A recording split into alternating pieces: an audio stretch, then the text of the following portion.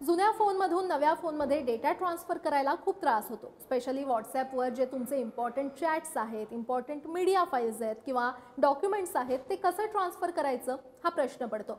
अशातच व्हॉट्सॲपनं आता एक नवं फीचर आणलेलं आहे आणि आत्ताच याला रोल आउट करण्यात आलेलं आहे. ते फीचर आहे QR कोडचं. आता यात काय करायचं आहे, तर समजा तुमचा जुना फोन तुमच्या जवळ आहे, तर तुमच्या नवीन फोनमध्ये व्हॉट्सॲप इन्स्टॉल तुम्हाला करायचं आहे आणि दोन्ही फोनला सेम वायफायनं कनेक्ट करून लोकेशन ऑन करायचं आहे. त्यानंतर जुन्या फोनमध्ये जाऊन चॅट ट्रान्सफर नावाचं एक ऑप्शन असतं, ते ऑप्शन ऑन करायचं आहे. त्यानंतर एक QR कोड येईल आणि तो QR कोड तुमच्या नव्या फोनमध्ये स्कॅन करायचं आहे. हे केल्यावर तुमचा सर्व डेटा, मीडिया फाईल्स, चॅट्स किंवा डॉक्युमेंट्स तुमच्या नवीन फोनमध्ये येतील.